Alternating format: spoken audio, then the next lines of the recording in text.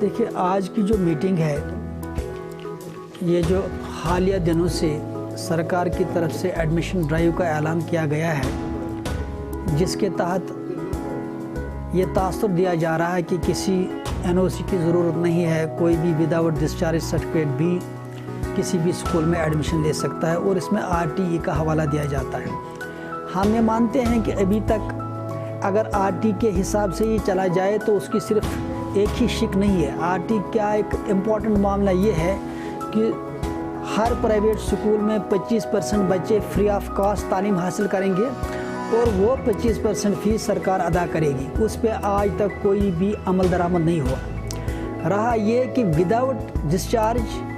Without NOC किसी भी बच्चे को किसी भी स्कूल में किसी भी क्लास में एडमिशन दिया जाए,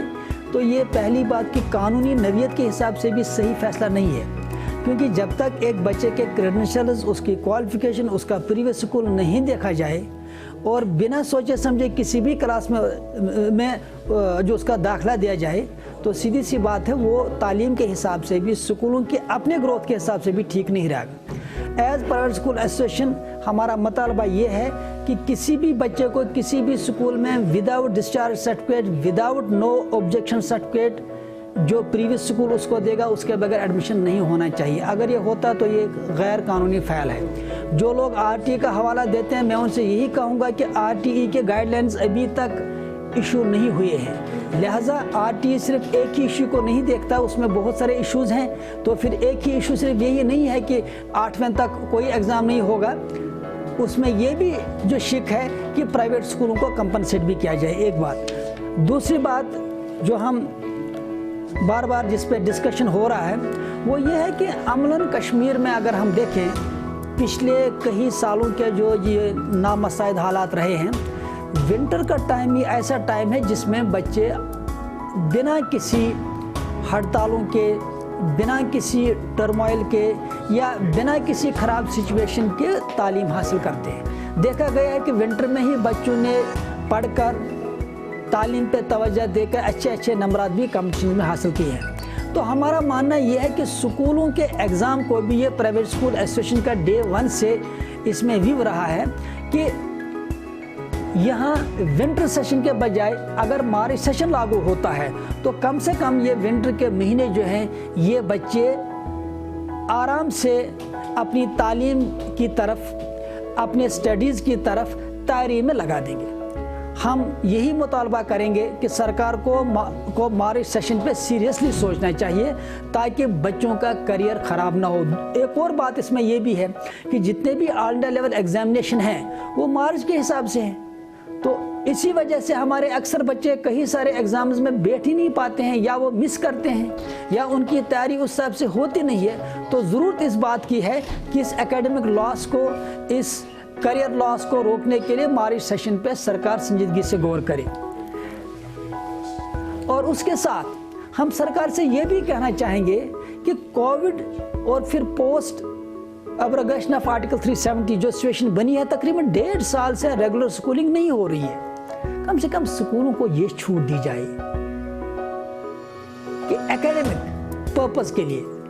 बच्चों के फ्यूचर के लिए इतनी आज़ादी होनी चाहिए कि school batch wise, shift wise, day wise या लिमिटेड सूरत हाल में या लिमिटेड सिचुएशन को मद्देनजर रखते हुए बच्चों को स्कूल में बुलाएं, पेरेंट्स को बुलाएं, बच्चों को बुलाएं, स्टाफ को बुलाएं, ताकि हम देखें कि किस तरह से हम बच्चों की मदद कर सकते हैं। इसको कोविड के दायरे में लाना, स्कूलों पे छापे डालना, स्कूलों पे ताले लगाना, ये सरासर नाइंसाफ़ी है और ये बच्चों के करियर के साथ खिलवाड़ है। आखिरकार ये चीज़ें जब कहीं पे भी जम्मू देखिए, दूसरी जगह देखिए, वहाँ पे कोई इशू नहीं है। यहाँ पे भी हम यही सरकार से गुजारिश करेंगे कि स्कूलों को with proper SOPs, with proper precautions इजाज़त हो कि वो बच्चों के साथ टच में रहें ताकि बच्चों का तालीमी साल ख़राब ना हो। उसके साथ हम ये भी चाहेंगे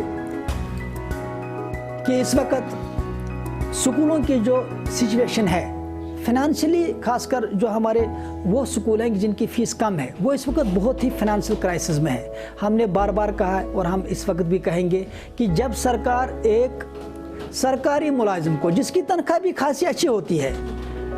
चाइल्ड एजुकेशन अलाउंस के तौर पे 2450 रुपये फ़ी महीने देती है, हम ये मुतालबा करेंगे कि सारे गरीब वालिदैन को, सारे मुस्तहिक वालिदैन को यही 2450 रुपये एजुकेशन अलाउंस दिया जाए ताकि वो स्कूलों की फ़ीस भर सकें, ताकि वो अपने बच्चों के लिए किताबें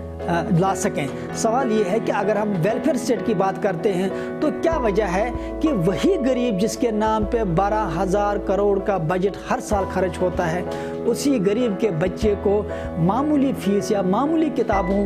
के लिए भी सरकार मदद नहीं कर पाती है। क्या वजह है कि एक गरीब यतीम नादार बच्चा अगर सरकारी स्कूल में जाए तो पूरा सिस्टम उसको सपोर्ट करने के लिए तैयार है, लेकिन अगर यही गरीब नादार यतीम बच्चा प्राइवेट स्कूल में जाता है तो सिस्टम उसको सपोर्ट नहीं करता है। रिसेंटली आपने देखा हो जितनी भी स्कीमें गवर्नमेंट की हैं, एक चीज़ बांटनी है, बाइसिकल देना है, किताबें देनी है